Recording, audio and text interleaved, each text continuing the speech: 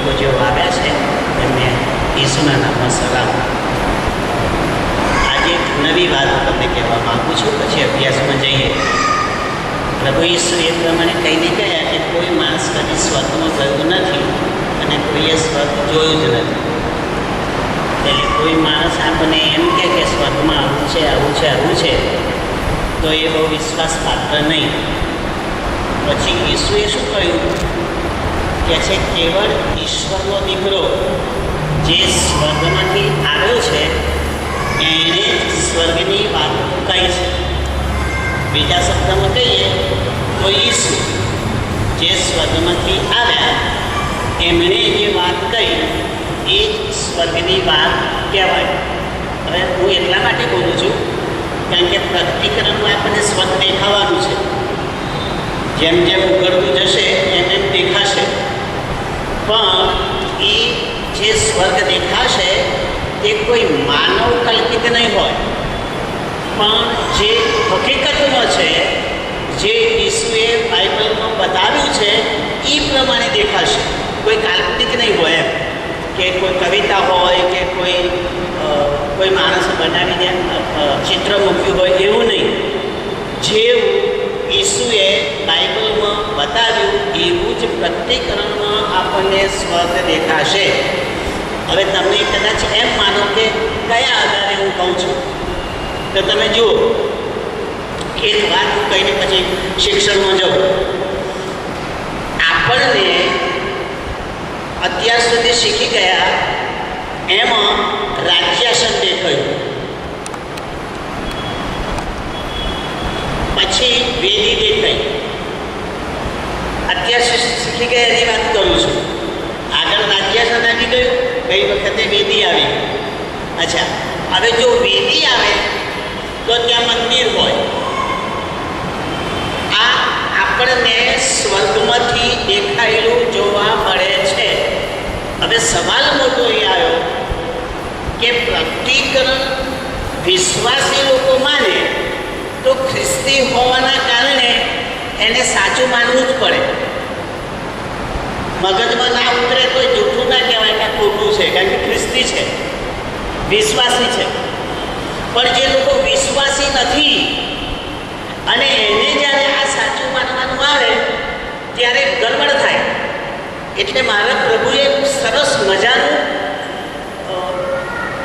ઉદાહરણ મૂકી દીધું છે કે જેથી કરીને અજાણ્યા માણસને પણ આ સમજ પડે. તો કયું છે સાંભળ્યું? મંદિર, વેદી અને રાજ્યાસન જે સ્વર્ગમાં મને દેખાય છે એ પહેલા, એટલે ઈસુના આવ્યા પહેલા પૃથ્વી પર બનાવડાવ્યું પ્રભુએ. હું તમને એનો દાખલો આપું. મૂસા સિનાઈ પહાડ પર ગયો ત્યારે પ્રભુએ એને સ્વર્ગનું મંદિર બતાવ્યું અને એનું માપ બતાવ્યું, એના થાંભલા બતાવ્યા, એની વેદી બતાવી, એની રચના બતાવી, આ બધું બતાવ્યું. અને પછી એનું માપ લખાવ્યું કે લખ આ આટલા માપનું, આટલું ઊંચું, આટલું ચોડું, આટલું પહોળું, આના માટે બનાવવાનું, આટલું અંતર, આ મંદિરની આટલી લંબાઈ, આટલી પહોળાઈ, 3 ભાગ, આ બધું મૂસાને યહોવાએ પર્વત ઉપર બતાવ્યું. અને મૂસાએ એ મંદિર જે જોયું સ્વર્ગનું, યહોવાએ જે બતાવ્યું એના આધારે સૌ પહેલાં એને મંડપ બનાવ્યો. મંડપ એટલે દાઉદ રાજા સુધી મંડપ ચાલે છે. જોજો, મંદિર નહીં. દાઉદ રાજા કહે છે મંડપમાં તારા પ્રભુજી, મંડપમાં તારા વાસો કરશે કોણ પવિત્ર મંડપમાં તારા. કારણ કે સુલેમાને મંદિર બાંધ્યું. એટલે દાઉદ રાજાના દીકરાએ, એટલે દાઉદ રાજાના સમયમાં મંદિર નહોતું, મંડપ હતો. પણ મંડપની રચના એ સ્વર્ગના મંદિર પ્રમાણે પ્રભુએ બનાવડાવેલી. એની લંબાઈ, પહોળાઈ, ઊંચાઈ, વસ્તુ, વ્યવસ્થા બધું જ જેવું સ્વર્ગમાં મંદિર છે એવું જ આ પૃથ્વી પર બનાવડાવ્યું. પછી સુલેમાન રાજાએ એ મંડપ પ્રમાણે જ મંદિર બાંધ્યું. એટલે હવે મને આ સમજ પડી કે જે યહૂદીઓએ યરુશાલેમમાં સુલેમાન રાજાનું મહાદેવનું મંદિર જોયું એણે સ્વર્ગનું મંદિર જોયું. કારણ કે એ જ માપ, એ જ રચના પ્રમાણે યહોવાએ મૂસાને બાંધવાનું કહ્યું. એમાં 1 ઇંચ પણ આગું પાછું કરવાનું નહીં. તો એના પરથી શું શીખવાનું મળ્યું કે જે સ્વર્ગમાં છે એ હકીકત છે, કારણ કે પૃથ્વી પર પ્રભુએ એ બનાવીને આપણી આગળ મૂક્યું છે. આ યાદ રાખજો. અચ્છા, બીજી બાબત, એ મંદિરમાં વેદી છે અને એ વેદી આપણને અત્યારે આકાશમાં જોવાની મળે છે.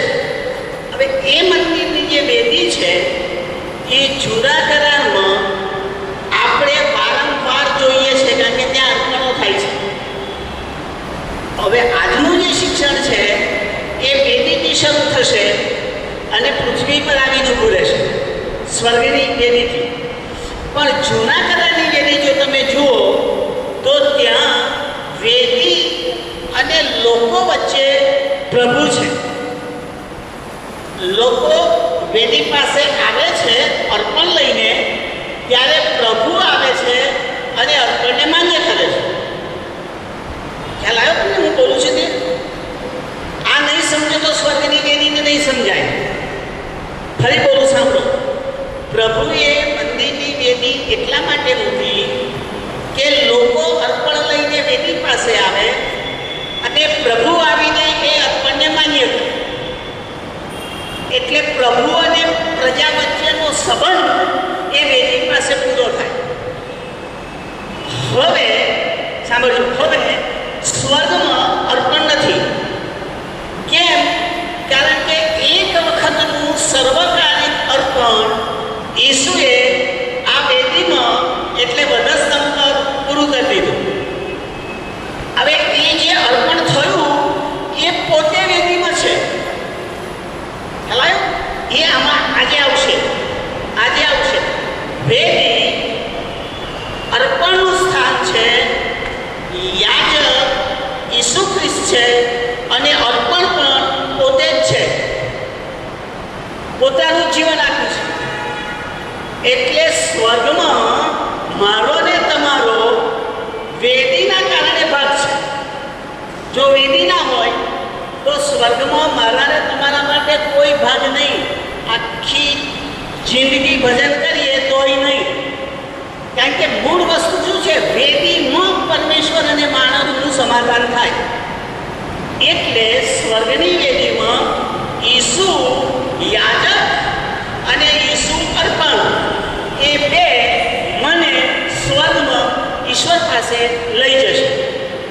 હજુ શિક્ષણ મેં શરૂ નથી કર્યું, હું બહાર જઈ રહ્યો છું સમજાવવા માટે. હવે સાંભળજો, હવે ઈસુએ એમનું કામ તો પૂરું કર્યું, એટલે વધસ્તંભ પર મરી ગયા. હવે એમને મરવાની જરૂર નથી રહી, કારણ કે સાર્વકાલિક મરણ હતું. સવાલ એ રહ્યો કે એ અર્પણ જે ઈસુએ વધસ્તંભ પર કર્યું એ મારા માટે થયું છે એવો વિશ્વાસ હું લઈને વેદી પાસે જાઉં. એટલે હવે મારે અર્પણ નહીં લેવાનું, હવે મારે વિશ્વાસ લેવાનો. કયો વિશ્વાસ? વધસ્તંભ પર મરાયેલા ઈસુ મારા બદલે મર્યા છે અને હવે મારો ઉદ્ધાર થયો છે. કેટલું સિમ્પલ, કેટલું સિમ્પલ.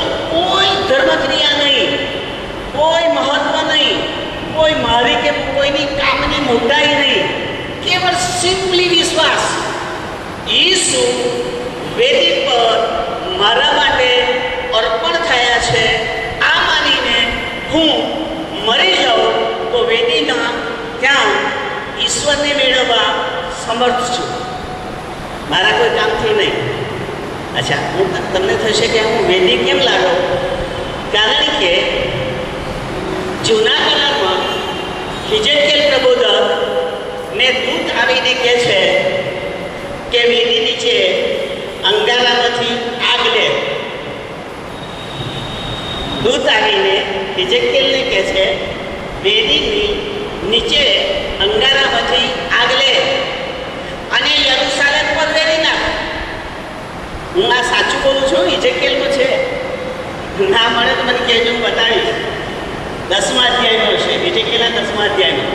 કદાચ બીજી પણ કલમ હોય કે 9મી, બીજી જશે મોટા ભાગે.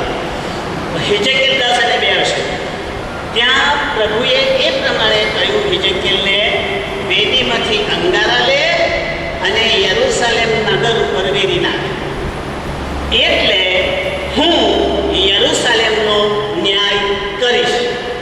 હવે સ્વર્ગોનું ઉઘડ્યું નથી, એ તો પૃથ્વી પરની વાત છે. હવે આજે પ્રભુ કહે છે કે દૂતને કહે છે કે વેદી ઉપર જા અને વેદીની આગ લઈને પૃથ્વી ઉપર ફેંકી દે. ત્યાં યરુશાલેમની પર અને અહીંયા આખી પૃથ્વી પર. બીજા શબ્દોમાં હું આવું માનું છું, ઈસુના પુનરાગમન વખતે આખી પૃથ્વીનું ન્યાયાસન થશે. માત્ર ખ્રિસ્તીઓનું નહીં, માત્ર અવિશ્વાસીઓનું નહીં. એક પણ વ્યક્તિ એવી નહીં હોય કે જેનો ન્યાય ન થાય. આ બતાવવા માટે વેદીનો ઉપયોગ આમાં કરવામાં આવ્યો છે. બીજી બાબત, આજનું શિક્ષણ શરૂ કરીએ. મને લાગે છે 8મો અધ્યાય અને 6ઠ્ઠી કલમ કે 5મી કલમ પૂરી કરી.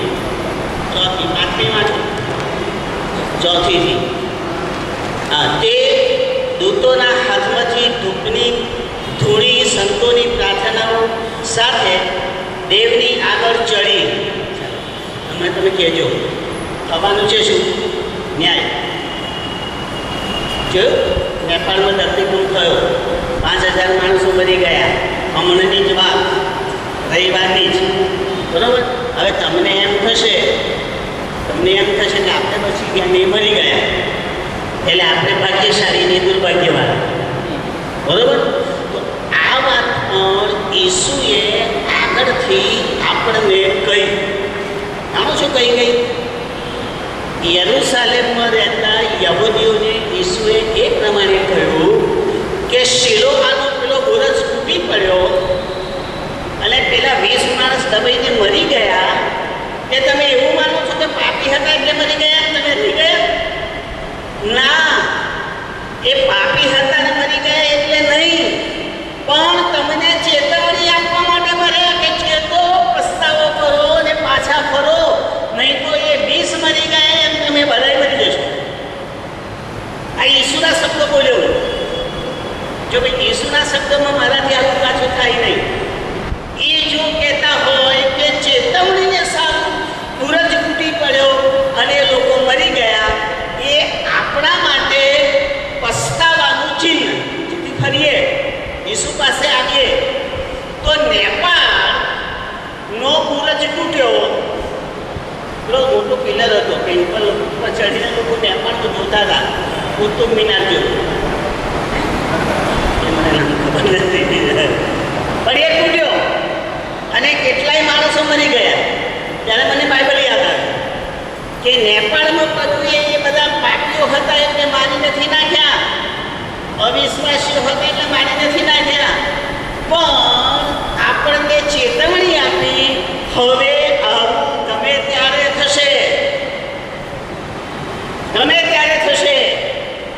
અહીં આ તૂટી પડે ને દબાઈ જઈએ, ભલે ના 100 વર્ષ કાઢ્યા અહીં પડે. એટલે અચાનક આવું હવે વધતું અને વધતું બનશે. માટે આજથી તું તારા પ્રભુને મળવાને તૈયાર થઈ જા. આ માટે આપણને બતાવે છે આપણે તૈયારી કરવાની છે. મરી ગયા એના માટે અફસોસ નહીં, પણ આપણે એવા સંજોગોને સમયમાંથી પસાર થઈ રહ્યા છે કે જ્યારે આવું ને આવું વધુ ને વધુ બનતું જશે. અને એટલા માટે લખ્યું છે, સાંભળો શું લખ્યું છે. એ કહે છે કે ધૂપદાની લઈને તેને વેદીની અગ્નિથી ભરીને તેને પૃથ્વી પર નાખી દીધો. ત્યાર પછી ગર્જનાઓ, વાણીઓ, વીજળીઓ તથા ધરતીકંપો શું કર્યું? તમે અંદર જ જુઓ શું કર્યું. દૂતે વેદીમાંથી અગ્નિ લીધો અને પૃથ્વી પર નાખી દીધો. એ પહેલાં શું થયું? એણે અગ્નિ લીધો અને પૃથ્વી પર નાખ્યો એટલે ન્યાય શાસનની શરૂઆત થઈ. તે પહેલાં કઈ ક્રિયા થઈ જુઓ અંદર. શું ક્રિયા છે? સંતોની પ્રાર્થના. ખ્યાલ આવે છે? આ પ્રાર્થનાનો સમય ચાલી રહ્યો છે. આપણો ન્યાય થાય તે પહેલા, અગ્નિ પરીક્ષા થાય તે પહેલા આપણા માટે પ્રાર્થનાનો સમય છે. પ્રભુની આગળ નમો, પ્રભુની આગળ પોકાર કરો, પસ્તાવો કરો, હાથ મારો. એટલા માટે પ્રભુ મને ને તમને સમય આપી રહ્યા છે બતાવવા માટે. ક્રમમાં પહેલી પ્રાર્થના લીધી, પછી અગ્નિ. ન્યાયકરણ આવતા પહેલા બધા જ માણસોને પૂરેપૂરી તક આપવામાં આવશે બચવાની. તક આપ્યા વગર પ્રભુ ન્યાય ના કરી શકે. કારણ કે પેલો માણસ કે મને સમય જ નહોતો મળ્યો, પણ પ્રભુએ સમય આપ્યો. બાઇબલે ચેતવણી આપી, ઉપર વેદી બતાવી અને સાબિત કરી બતાવ્યું કે હવે સમય પાકી ગયો છે. પ્રાર્થના કરતા રહો, સજાગ થતા રહો, ઈશ્વરને મળવા માટે હર હંમેશ તૈયાર રહો. કારણ કે કઈ વખતે ન્યાય શાસન થશે ને પ્રભુ આવી જશે એ હું અને તમે જાણતા નથી. તો બે ક્રિયા થઈ. પ્રાર્થનાનો યુગ અત્યારે ચાલી રહ્યો છે. હવે અગ્નિનો યુગ શરૂ થશે, એ ન્યાયકાળનો હશે. અચ્છા, હવે એ અગ્નિ નાખતી વખતે શું થયું જુઓ, વાંચો. ગર્જના, વાણી, વીજળી અને ધરતીકંપ. હવે તમને બહુ મજાની વાત, શિયાળો હોય ને અને કાશ્મીર ગયા હોય કે કોઈ હિલ સ્ટેશને ગયા હોય તો કરા પડે. ઠંડીમાં ઊંચા ગિરી શિખર ઉપર કે ઠંડા મુલકમાં જ્યારે વરસાદ પડે ત્યારે કરા પડે. પણ ખરા ઉનાળામાં અને વગર હિલ સ્ટેશને જો કરા પડતા હોય તો એ ચેતવણી નહીં. ગયા અઠવાડિયે એટલે ગયા મહિનામાં જયપુરમાં પડ્યા. જયપુર એટલે ગરમમાં ગરમ ભૂમિ. રાજસ્થાનની ભારતમાં સૌથી ગરમ ભૂમિ રાજસ્થાન, અને એનું પાટનગર જયપુર આપણા કરતાં બહુ ગરમ. હવે એવી જગ્યાએ ભર ઉનાળામાં વરસાદના બદલે કરા પડ્યા અને પેલા એ વાસણમાં એકઠા કરીને બતાવ્યા ટીવી વાળાને કે જુઓ આવું થયું. મારા ને તમારા મગજમાં કદીએ આવે નહીં એવું પ્રભુ કરી રહ્યા છે. એટલે મને લાગે છે કે આ જોઈને વિચાર કરવું જોઈએ. કુદરત ચેતવણી આપી રહી છે મારા પ્રભુના પગલાંની, એના પુનરાગમનની. અને જો આ જોયા પછી પણ હું પ્રાર્થના ન કરું, તૈયાર ન રહું, તો એમાં પ્રભુનો વાંક નહીં, મારો વાંક.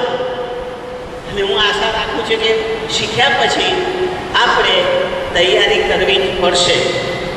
તો ગર્જના, ચોમાસામાં વાદળ આવે ત્યારે ગર્જના થાય, પણ ઉનાળામાં વાદળો ગાજ્યા અને એવા ગાજ્યા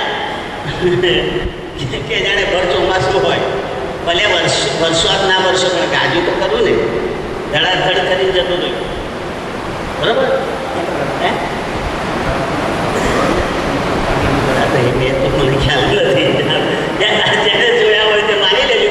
કલા શોધવા ના જશો, પણ પ્રભુને શોધવા જજો. કારણ કે પ્રભુ ચિહ્ન બતાવે છે તૈયારી માટે, એ યાદ કરજો.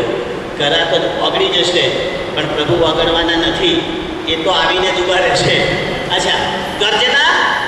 હવે વાણી શબ્દ જે છે ને એ જરા વિચારજો. જ્યારે જૂના કરારમાં સિનાઈ પહાડ ઉપર મૂસા મળવા જતો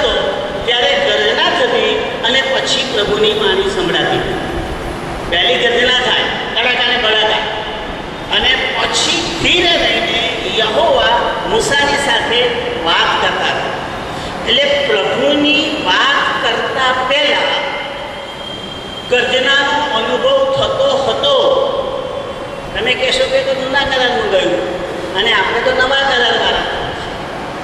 આપણામાં એવું બન્યું શાઉલમાં. શાઉલ ખ્રિસ્તીઓને પકડવા જતો હતો દમસ્કના રસ્તા પર. ત્યાં ગર્જના થઈ, પ્રકાશ થયો, ઊંધો પડ્યો, આંધળો થઈ ગયો અને પછી પ્રભુએ એની સાથે વાત કરી. શાઉલ, પહેલા શું કરવા મને સતાવે છે તું? એ પહેલા શબ્દ મારો છો, બાઇબલનો નહીં, એ મારી ભાષાનો શબ્દ છે. તું શું કરવા મને સતાવે છે? ગુજરાતી ભાષામાં તો મારી પાછળ આદુ થઈને શું કરા પડ્યો છે? આવું કહેવાય કેવું હોય તો આપણી ભાષામાં. પણ શાઉલને એ પ્રમાણે કહ્યું કે તું મને શા માટે સતાવે છે? શાઉલ એ ગર્જનાનો બોલનાર માણસને ઓળખતો જ નહોતો, બિલકુલ ઓળખતો નહોતો. એટલે સામો પ્રશ્ન કરે છે, પણ તું છે કોણ? તું કોણ બોલે છે?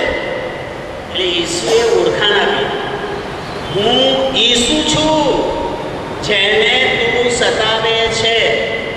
ખ્યાલ આવે છે? ઓળખાણ આપી પોતાની, હું ઈસુ છું. તો વાણીમાં ઈસુ બોલતા હતા,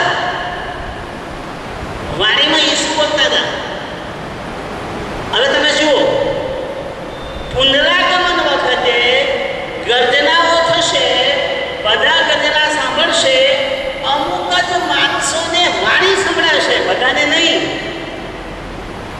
તમને તેમ થશે કે બધાને કેમ નહીં? કારણ કે જે શાઉલે સાંભળ્યું અને પાઉલ થઈ ગયો એ બીજાને સંભળાયું નહીં, એમના જીવન બદલાયા નહીં. શાઉલનું બદલાઈને પાઉલ થયું. ખ્રિસ્તીઓ ઘણા બધા હશે, પણ દેવની વાણી જેને સંભળાય એના જીવનમાં પલટો આવી જાય અને ઈશ્વરનો બની જાય. આ આપણા વેદીના શિક્ષણમાં આવે છે. હવે વીજળી અને ધરતીકંપ. વીજળી હંમેશા આકાશમાં થાય, પણ ધરતીકંપ આકાશમાં ના થાય, એ પૃથ્વી પર જ થાય. ધરતી એટલે પૃથ્વી, કંપ એટલે હલવવું. આ પૃથ્વીને દેવ હલાવે એનું નામ ધરતીકંપ, પણ આકાશને રમણે ચડાવે એનું નામ વીજળી. આકાશમાં એની સત્તા વીજળીમાં અને પૃથ્વી ઉપર એની સત્તા ધરતીકંપ પર. હજુ સુધી કોઈ માણસ ધરતીકંપ કેમ થાય છે એ શોધી શક્યા નથી. કલ્પનાઓ કરે છે, પ્લેટો બતાવે છે કે આ પ્લેટને આ પ્લેટ અથડાઈ ને આ પ્લેટને આ પ્લેટ ઘસાઈ, એવું બધું કે છે. પણ એ પ્લેટ કોણે ક્યાં અથડાઈ કે કોણ ક્યાં ગોઠવ્યું હજુય ખબર પડતી નથી. કારણ કે પૃથ્વી બનાવનાર પરમેશ્વર ધરતીકંપ દ્વારા પોતાનું અસ્તિત્વ બતાવે છે. ધરતીકંપ થાય તો જ આપણે પ્રભુને યાદ કરીએ. જોજો તમે, કચ્છમાં ધરતીકંપ થયો તો દિવસ ભરાઈ જતા હતા પ્રાર્થના કરવા માટે, પછી ધીરે ધીરે ભૂલાઈ ગયા. ખરું કે નહીં? અત્યારે ત્યાં નેપાળમાં આવું થયું હશે. ધરતીકંપ થયો છે એટલે લોકો પ્રભુ પ્રભુ કરતા હશે, બધું ઠારે પડી જશે એટલે પ્રભુ ભૂલી જશે. યાદ રાખીએ, ધરતીકંપ પ્રભુના સામર્થ્યનું પ્રતીક છે. હું છું, જો હું ગપ્પા નથી મારતો, હું સાચો છું. આ ધરતી મેં બનાવી છે, હું એને હલાવીશ, એનું નામ ધરતીકંપ. પણ વીજળી એ પ્રભુનું આગમન બતાવે છે. જ્યારે જ્યારે તમે વીજળી જુઓ ત્યારે હાલેલુયા બોલજો, કારણ કે વીજળી વિશે પ્રભુએ એવું કહ્યું છે કે માણસના દીકરાનું આવું કેવી રીતે થશે. ત્યારે પ્રભુ કહે છે વીજળીની માફક. બાઇબલમાં લખ્યું છે ભાઈ, વીજળીની માફક. વીજળી જેમ એક છેડેથી ચમકીને બીજા છેડે જતી રહે છે, એમ જ માણસના દીકરાનું આગમન થશે. જોયું? એટલે વીજળીમાં પ્રભુનું આગમન આપણને આગળથી કહી દીધું. એટલે વીજળીથી ગભરાવાનું નહીં. વીજળી થાય ત્યારે વિશ્વાસીઓએ હાલેલુયા બોલીને ઊભું થવાનું, આવો પ્રભુ જલ્દી આવો. અને ધરતીકંપ થાય ત્યારે પ્રભુને કહેવાનું, પ્રભુ તારું સામર્થ્ય જોયું, તું હાજર છે, હલાવે છે, એ ઈશ્વર મારો છે. કદાચ પૃથ્વી ફાટી જાય ને હું અંદર ઉતરી જાઉં તો એટલે મારો પ્રભુ હશે, કારણ કે એનું સામર્થ્ય છે. હું તમને જે કહું છું, 15મી પહેલી કે બીજી સદીમાં એક જ્વાળામુખી ફાટેલો, વિસુવિયસ કે એવું કંઈક નામ હતું, એ ફાટેલો અને એની અંદરથી આગ નીકળેલી. અને એ આગ આજુબાજુના ઘણા પ્રદેશોને અંધકારમાં ફેરવી નાખેલો, કારણ કે એની સાથે રાખ ઉડી, એની સાથે પથરા નીકળ્યા, એની સાથે ધુમાડો નીકળ્યો અને આજુબાજુના લગભગ ઘણા દેશોને અંધકારમાં ફેરવી દીધેલા. એવું એ જમાનામાં ઇતિહાસમાં લખેલું છે. હવે તમે કલ્પના કરો, એક મિનિટ, મારો પ્રભુ આવે અને ધરતીકંપ થાય તો એનું સામર્થ્ય દેખાય, પણ ન કરે ઈશ્વર. અને જો ધરતી ફાટે અને અંદરથી લાવા નીકળે તો આગનો ન્યાય આવે, આગ પણ આવે. સદોમ અને ગમોરાને આગથી બાળીને ન્યાય કરવામાં આવ્યો, બાઇબલ કહે છે, બાળી નાખવામાં આવ્યા. તો આપણે આ માટે પણ તૈયાર રહેવાનું છે. ધરતીકંપ અને આગ ફરી વેદીના અંગારા પ્રભુનું ન્યાય શાસનની શરૂઆત એના 4 પગથિયા, 1, 2, 3, 4, એ ચારે ચાર આપણી આગળ ઉગાડા છે. ચારે ચાર ઉગાડા છે. ધરતીકંપ થઈ રહ્યો છે, વીજળીઓ થઈ રહી છે, ગર્જના થઈ રહી છે, કરા પડી રહ્યા છે, કુદરતમાં ચેન્જિંગ થઈ ગયું છે બધું. અભ્યાસ કરતો હતો, કહ્યું પ્રભુ આમાં તમારું કામ કયું? ગર્જના કરી એ તો અમે માનીએ છીએ કે પાણીવાળા વાદળા છે ને એ અથડાય છે એટલે ગર્જના થાય છે, અને ઘસાય છે એટલે વીજળી થાય છે, અને પાણી ઉપર હોય છે, ઠંડુ પડે છે, વરસાદ પડે છે, જલ્દી ઠંડા પડી જાય તો કરા પડે છે. આમાં તમારું કામ કયું? પ્રભુએ મને બહુ મજાની વાત કહી. મને કહે છે કે મારે કશું કરવાનું નથી રહેતું, આ તમે જ કરીને પસ્તાવો છો. જુઓ, તમારો ન્યાય તમે જ કરી રહ્યા છો. હું તો સાક્ષી ભાવે તમને જોઈ રહ્યો છું. ધીરે ધીરે આ પૃથ્વી જો નાશ પામશે તો એ માણસોના અવરચંદ્રના કામના લીધે જ, ખોટા કામોના લીધે જ, પ્રદૂષણના કારણના લીધે જ, શસ્ત્રો અને વિનાશક શસ્ત્રો જે બનાવીને રાખ્યા છે એના કારણે જ. એ પ્રભુએ નથી બનાવ્યા, મેં તમે બનાવ્યા છે, પણ એ વિનાશનું કારણ બનીને ઉભા રહેશે. પ્રભુ આ જાણે છે, અને આ પ્રકટીકરણમાં આવશે તો હું બતાવીશ કે જુઓ પ્રભુએ કહ્યું છે તે કેવી રીતે કોણ કરી રહ્યું છે. તો યાદ રાખીએ, આ ચિહ્નો પ્રભુનું સામર્થ્ય છે, પણ આપણે આપણા પોતાના ખોટા જીવન પદ્ધતિના લીધે પૃથ્વીને આમાં સંડોવી રહ્યા છે. જગત આખું એવી સ્થિતિમાં આવી જશે કે જ્યારે એને પ્રભુ સિવાય બીજો કોઈ આશરો જ નહીં દેખાય, એવી સ્થિતિમાં મુકાઈ જશું. તો આ વાત હવે છઠ્ઠી ગણ, 5મી, છેલ્લો ભાગ, છઠ્ઠી.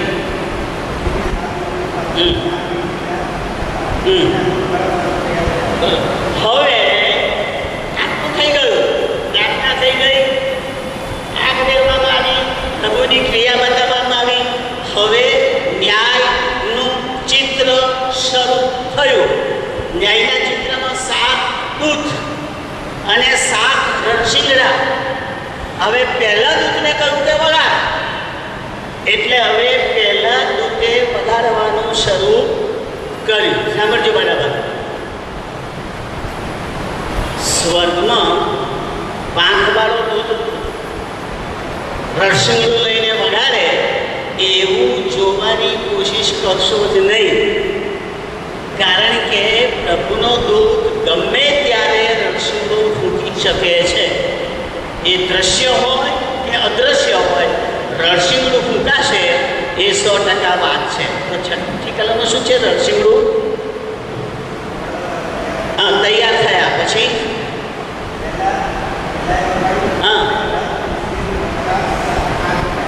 કળા અને આગ આકાશમાંથી પડ્યા.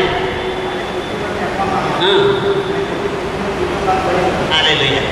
હવે ઘણા બધા લોકો શું કરે છે કે સાહેબ ત્રીજો ભાગ એટલે કેટલો?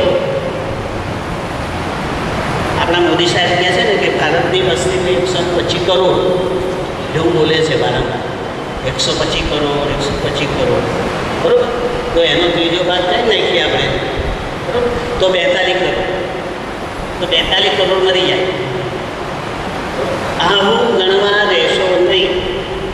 આવું ગણવા રહ્યા તો પ્રકટીકરણ ખોટું પડશે. કારણ કે પ્રભુ કદીએ કોઈની જનસંખ્યા ગણીને ન્યાય કરવાના નથી. તો પછી ત્રીજા ભાગ કેમ લખ્યું? આ સમજવા જેવું આવ્યું. ત્રીજો ભાગ કેમ લખ્યું? કારણ કે પ્રભુના ન્યાયમાં હજુ પણ રાહ જોઈ રહી છે. ત્રીજા ભાગ જેટલા નાશ પામ્યા પછી પણ 2/3 લોકો બચી જાય એ પ્રભુની યોજનામાં છે. બીજા શબ્દોમાં, આફતના ઢગલા નીચે પણ પ્રભુ તમને ને મને શોધી રહ્યા છે. મારો દીકરો ખોવાઈ ગયો હોય, મારો દીકરો રડાઈ ગયો હોય, ફરી સજીવન થાય, ફરી મારી પાસે આવે. એટલે પૂરેપૂરો નાશ નહીં, પણ એમાંથી બચાવવાની કોશિશ પુનરાગમનમાં પ્રભુ કરી રહ્યા છે. આ મારા માટે આશીર્વાદનું ઘર છે, તમારા માટે ખબર નહીં. મારા માટે એટલા માટે આશીર્વાદનું ઘર છે કે આખી પૃથ્વી નાશ પામશે પણ શાંતિલાલ બચી જશે. કારણ કે એ પેલા 1/3 નહીં હોય, 2/3 જતો રહેશે. તમે કયા ભાગમાં જવા માંગો છો? બચાવવાળા કે નાશમાં? તો ન્યાય કાળે નાશ ના જવાય, નાશ ન પમાય, એ આ પ્રકટીકરણ આપણને શીખવાડે છે. પાછા સાંભળ્યું, કરા અને આગ. કરા બરફના હોય અને આગ દેવતાની હોય. હવે તમે કલ્પના કરો છો કે આગ અને કરા ભેગા થાય? બરફનો આગ મૂકો તો આગ શું થાય? ગોલવાઈ જાય ને. આ તો તદ્દન વિરુદ્ધ કયું? કરા પડ્યા પણ આગ સાથે પડ્યા. શિક્ષક તરીકે હું સમજુ છું એટલે બોલી રહ્યો છું. શિક્ષક તરીકે હું વિદ્યાર્થીઓને શીખવતો હતો કે બરફના કરામાં આગ રહેલી હોય છે એ જાણજો. પછી છોકરાઓ પૂછે છે, સાહેબ એટલો ઠંડો હોય, આગ કંઈ હોય? મેં કહ્યું કે કેટલાક બરફ એવા ટુકડા છે કે જો તમારા હાથમાં જાજો સમય રહે તો ખુલ્લા પડે, બરફના ખુલ્લા પડે, એવા બરફ હોય છે. હવે એ તો જાણે પ્રેક્ટિકલ કર્યું હોય ખબર ના થયું હોય ખબર ના પડે. તો બરફ ગજાડે. મારો પ્રભુ કહે છે આગ મિશ્રિત કરા હું પાડીશ. ગજાડે એવા, વીણીને ઘરમાં લઈ જાય એવા નહીં.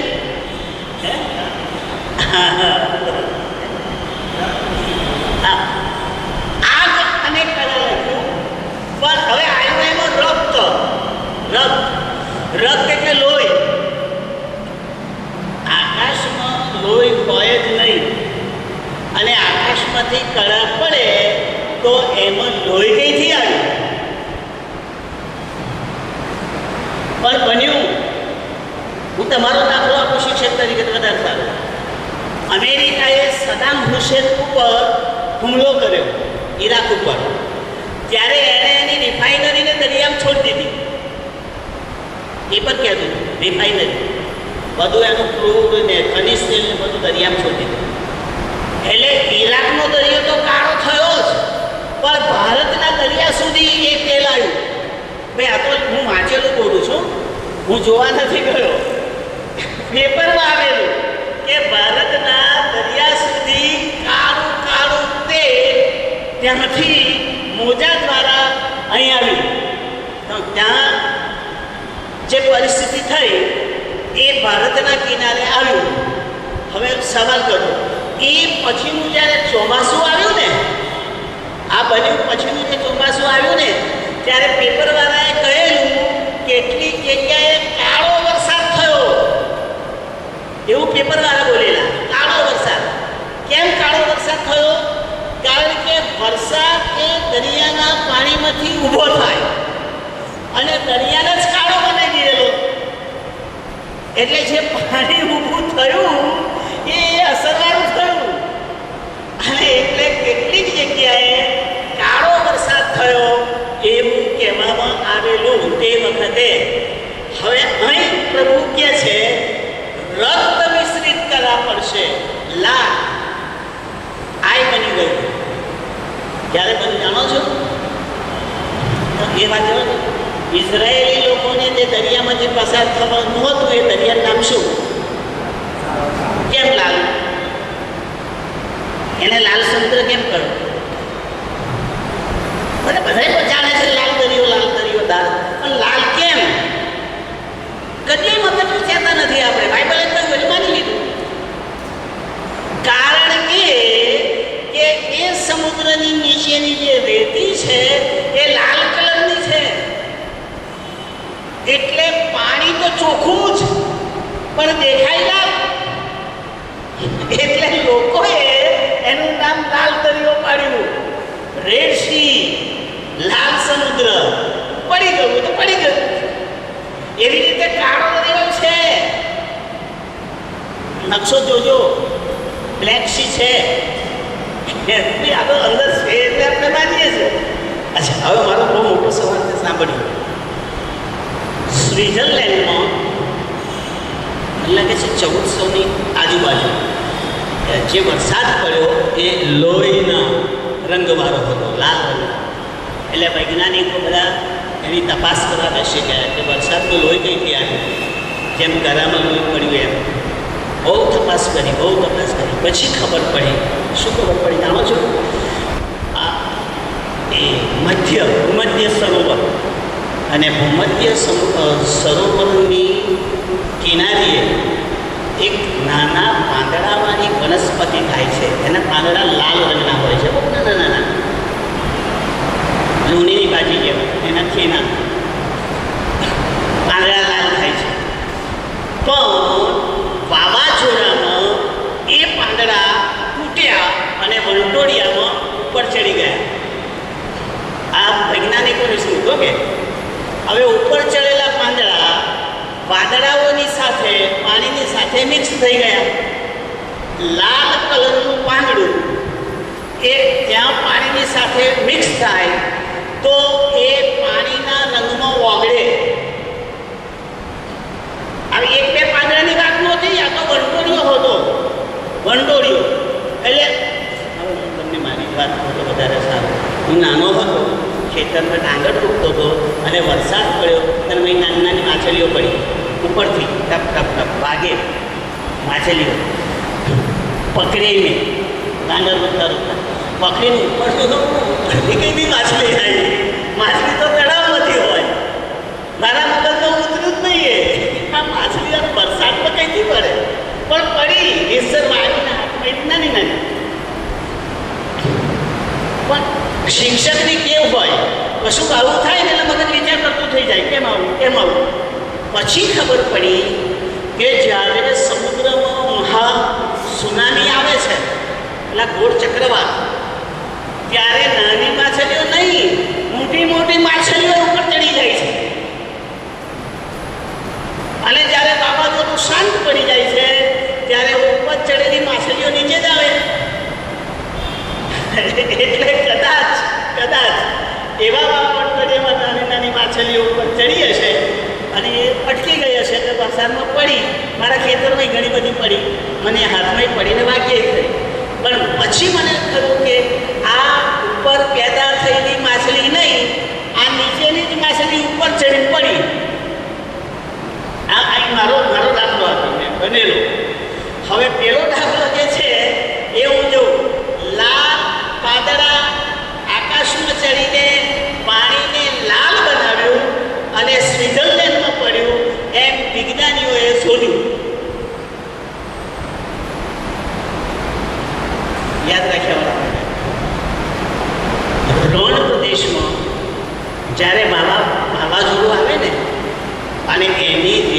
ઉતરે ને ત્યારે તમને કાળું વાદળ આવી ગયું હોય ને એવું લાગે. રેતી દેખાય નહીં, રેતી ના દેખાય, વાદળ જેવું જ લાગે, પણ હોય બધી રેતી જ. હવે એ રેતી જે રંગની હોય ને એ જ નીચે પડે. કાળા રંગની હોય તો કાળા પડે, લાલ હોય તો લાલ પડે. મારો પ્રભુ જે કહે છે તે જે કરા પડશે એમાં લાલ રંગ હશે. સાંભળો, કેમ લાલ રંગ? કારણ કે આ દર્શન કોને આપે છે? યોહાનને.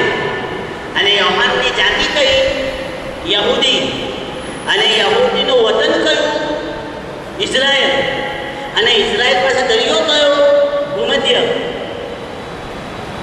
એ લોકો એમને મહાસાગર કહે છે. બાઇબલમાં એના માટે મહાસાગર શબ્દ વાપરેલો છે. ભૂમધ્ય નથી વાપર્યું, મહાસાગર એવો શબ્દ વાપરેલો છે. તો એ નદીના કિનારે કશું એવું બનશે કે જે આકાશમાંથી જ્યારે કરા પડશે ત્યારે એનો રંગ લાલ હશે. આ બનવાનું છે, તૈયાર રહેજો.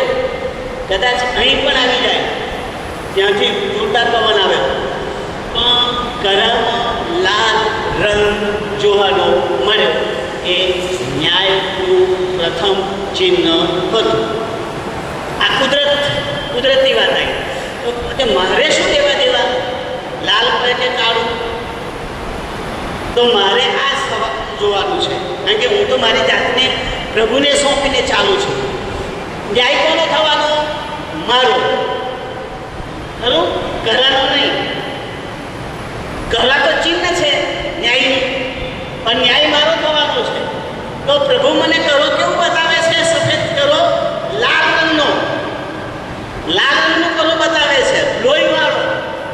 હવે તે વખતે તો મારા મગજમાં એટલું આવે એ વખતે કે ઈસુનું લોહી જોવાનું મળ્યું તો મારી ન્યાયકારની સ્થિતિ બદલાઈ જાય. ઈસુના લોહીનો મને અનુભવ થાય છે પેલું લાલ રંગનું બરફ, પણ હું વિશ્વાસી છું અને મને લોહી સાથે સંબંધ છે, ઈસુના લોહી સાથે. એટલે મારું મગજ ન્યાયકાળે ઈસુના લોહીને જો ઓળખે તો મારો ન્યાય બચી ન્યાયનું કારણ પામે. કારણ કે લોહીમાં જીવન છે. આ પ્રભુ મને લાગુ પાડે છે. તમને પાડે તો સ્વીકારજો. પુનરાગમન વખતે ઈસુ મને કંઈક ને કંઈક ચિહ્ન બતાવ્યા વગર રહે જ નહીં. એ કહે કે જો લોહી હવે સુધર, હવે મારો સ્વીકાર કર, આવી રહ્યો છું, ન્યાય શરૂ થયો. કરા પાડ્યા પણ લોહી વાળા. મારું લોહી એમ હતું. ન્યાયમાં ઈસુનું લોહી સામેલ. કારણ કે ઈસુના લોહી વગર બચાવ નથી. કોઈ પણ ન્યાયમાં બે હોય, કાં તો શિક્ષા કાં તો બચાવ. વચગાળાનું હોતું જ નથી. કોઈ પણ કેસ ચાલે તો કાં તો એનો બચાવ થાય, કાં તો એને શિક્ષા થાય. ઈસુ ન્યાય કરવા આવે તો પણ બે, કાં તો બચાવ કાં તો ન્યાય. પણ પ્રભુ મને બચાવવા માંગે છે, માટે કરાની સાથે પણ લોહી મિશ્રિત કરા, લાલ રંગના કરા. આટલું મોટું ચિહ્ન બીજો કોઈ આપણને બતાવી શકે નહીં. આપણા મા બાપ પણ નહીં, આપણા દેશના આગેવાનો પણ નહીં. પણ મારો પ્રભુ, રાજાઓનો રાજા, એ કહે છે મારા આવતા પહેલા હું જે કલા પાડીશ એમાં પણ મારું ચિહ્ન હશે. મેં તારા માટે જે લોહી મેળવ્યું છે એની નિશાની તો શોધી કાઢજે. ન્યાય કાઢે એ મારો બચાવ હશે. વાંચો આગળ.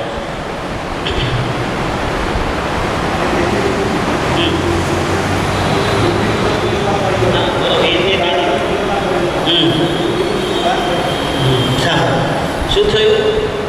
લીલું ઘાસ ગળી ગયું. હવે કલા પડે ને તો જ્યારે ઝાડના પાંદડા પડી જાય ને ત્યારે અમે ગામડામાં શું કહેતા હતા? લકડિયું હિમ, આવો શબ્દ અમે વાપરતા હતા. ભાઈ આજે લકડિયું હિમ પડ્યું. લકડિયું હિમ એટલે એટલી બધી ઠંડી કે ઝાડને બાળી નાખ્યું, ઘાસને બાળી નાખ્યું. હિમ એટલે બરફ, ઠંડી. તો આમાં એનો ઉલ્લેખ કર્યો કે વનસ્પતિ બળી જશે, બાળી નાખવામાં આવશે. આગથી નહીં, એ બરફથી, પણ બળી તો જશે જ. ભાઈ આ તો કેટલોક અનુભવ છે મારો એટલે બોલું છું, અને કેટલુંક લખેલું છે તેને તમારી આગળ મૂકું છું. કારણ કે એવા હિમ મેં જોયેલા છે. ખેડૂતો જ્યારે આવા હિમ પડે ને ત્યારે ખેતરમાં તાપણી કરે, આજુબાજુ આગ લગાડે, જેથી એનો પાક બચી જાય, નહીં તો એ નાશ પામે. ઠંડીમાં બાળવાની શક્તિ છે અને એટલે ઘાસ બળી ગયું. ખ્યાલ આવ્યો? અચ્છા, અહીં એક મિનિટ માં રહેજો, એક મિનિટમાં રહેજો. મેં તમને શરૂઆતમાં શું કહ્યું? 7માં 1, 2, 3 અને 4 અને પછી 5, 6 અને 7 એ પ્રમાણે મેં તમને કહ્યું. પહેલા જ દિવસે કહ્યું 2 ભાગ પડે છે, પહેલા 4 અને પછી 3. હવે આપણે શીખી રહ્યા છે પહેલા 4 અને એમાં પહેલું જ શરૂ થયું. હવે તમે ધ્યાનથી જુઓ, બિલકુલ ધ્યાનથી. બરફ, ઠંડી, વીજળી, ધરતીકંપ, વાણી, આ બધું જ. એમાં કોઈ માણસ આવ્યો? આજે ચિહ્ન થયા, પહેલા દૂધે વગાડ્યું અને જે ચિહ્ન થયું એમાં કોઈ માણસ દેખાય છે તમને? નથી દેખાતો. એટલે મેં તમને એ પ્રમાણે કહ્યું, પહેલા 4 એટલે 1 થી 4 સંખ્યા એ જળ પદાર્થોને લાગે છે. જગત અને જળ, જગત અને જળ એટલે પ્રભુ એનો ન્યાય જળ પદાર્થ ઉપર લાવે છે. ત્યાં સજીવ ઉપર નથી. ઘાસ સજીવ નથી, ઝાડ સજીવ નથી, ધરતી સજીવ નથી, ઘણા સજીવ નથી. એ જળ પદાર્થમાંથી પ્રભુએ બનાવેલા છે. એટલે પ્રભુની જે રચના છે, પ્રભુની જે મેથડ છે, એમાં આ જળ અને પ્રભુની આત્મિક કૃતિ સિવાયની રચના એને આ લાગુ પડે છે. આ બરોબર મગજમાં યાદ રાખજો. પછીના 3 મહિને તમને લાગુ પડશે, કારણ કે માણસોને લાગુ પડે, પૃથ્વીને લાગુ પડે, વસ્તીને લાગુ પડે. આ મેથડ છેક સુધી ચાલશે, 4 વખતે.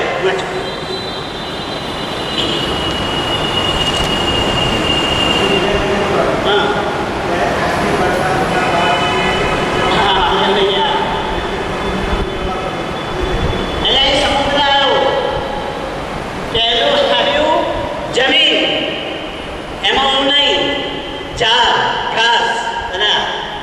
ચેતવણી મને બચાવવા માટે આગળ બતાવ્યું. હવે આવ્યું જળ. જળ એટલે પાણી. પાણી પણ પ્રભુનું રસ બનાવેલું, પણ એ આત્મા નહીં, એમાં પ્રભુનો આત્મા નહીં. એટલે હવે બીજાએ વગાડ્યું ત્યારે પાર જેવું સમુદ્રમાં કંઈક પડ્યું અને ત્યાં પણ 3 ભાગનું પાણી બળી ગયું. હવે માપવા ના જશો કે સમુદ્રમાં કેટલું પાણી, કેટલું ગયું, કેટલું રહ્યું. આ લોહી થઈ ગયું, લોહી થઈ ગયું, બળી ગયું, લોહી થઈ ગયું. હવે અહીંયા જે લોહી શબ્દ વાપર્યો ને યાદ રાખજો.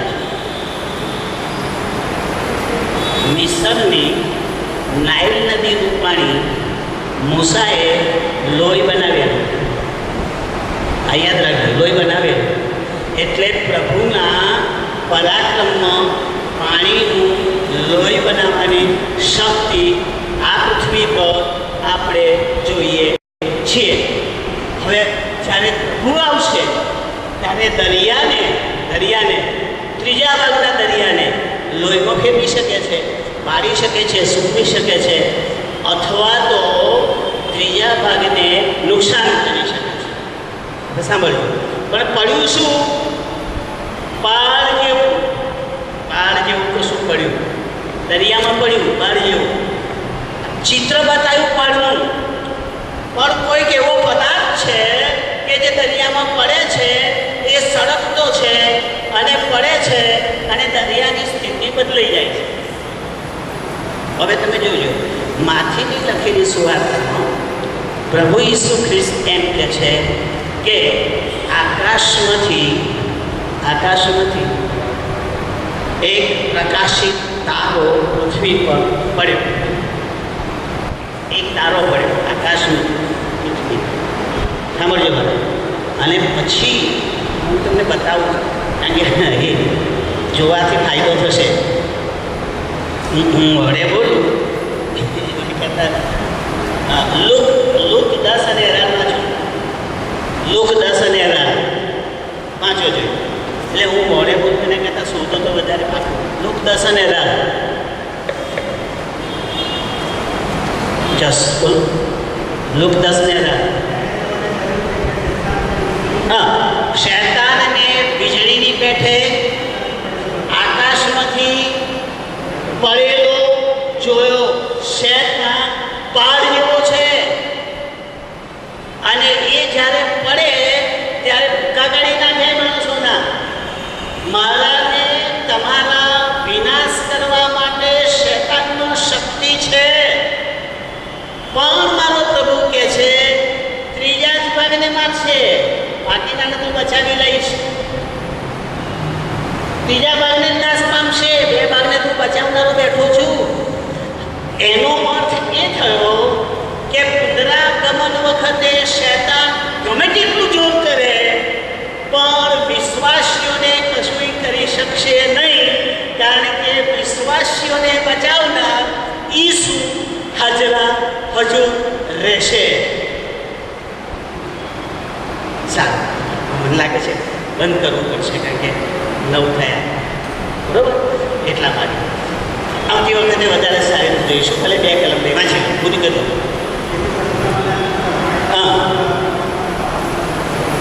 જો સમુદ્રમાં જે જળચર હતા એનો 3જો ભાગ નાશ પામ્યો અને જે વાણો હતા એનો 3જો ભાગ નાશ પામ્યો. સાંભળજો, આ 1લી સદીનું સંદર્શન છે. 1લી સદીમાં જળમાર્ગ એ જ વ્યવહારનો માર્ગ હતો, બીજો નહીં. મોટો જળમાર્ગ એ જ મોટો વાહન વ્યવહારનો માર્ગ હતો. આગગાડી નહોતી, મોટરો નહોતી, સડક માર્ગ પર તો ઘોડાને ગધેડા ચાલતા હતા, ઊંટ અને ગધેડા ચાલતા હતા. એ બહુ અગત્યનો નહીં, પણ વાણો મારફતે જે મોટા મોટા માર્ગો ચાલતા હતા એમાંનો 3જો ભાગ નાશ પામી ગયો, એવું લખ્યું છે. હવે આ પ્રભુ શું કહેવા માગે છે સાંભળો. તમારા રોજગાર, વાણિજ્ય રોજગાર પણ ઘટી જશે, બેકારી આવશે, તંગી પડશે, રોજી રોટીના ફાંફા પડશે, તોય હું મારા લોકોને એમાંથી બચાવીશ. ખ્યાલ આવે છે કહું છું ને? વાણિજ્ય વ્યવહાર, વેપાર રોજગાર, રોજી રોટી તંગી પડશે, પણ હું મારા લોકોને એમાંથી પણ બચાવી લઈશ. એટલે મને લાગે છે કે પ્રકટીકરણ એ ન્યાયકારક ચોક્કસ છે, પણ મારાને તમારા માટે એમાં ઉપાય રહેલો છે. આ જ આશીર્વાદનું ઘર છે, આ જ આશીર્વાદનું ઘર છે. આભ ફાટી જાય તો પ્રભુ મને બચાવશે, આ વિશ્વાસ રાખજો. દુઃખના ડુંગર છે, તમે ને હું ખ્રિસ્તીઓ અમન ચમન નહીં કરી શકીએ, પણ ગમે તેવી સ્થિતિમાં પણ પ્રભુ મને એમાંથી ઉગારવા તૈયાર ઊભા છે. એ ઈશ્વરને આપણે સુધી કાઢીએ, એના શરણે જઈએ, એની પ્રાર્થના કરીએ અને પુનરાગમન માટે તૈયાર રહીએ. અહીં એટલા માટે અટકી જાઉં છું કારણ કે 9 ને 10 થઈ, બરાબર? આવતી વખતે આગળ જઈશું. પ્રભુ આ સમજવાને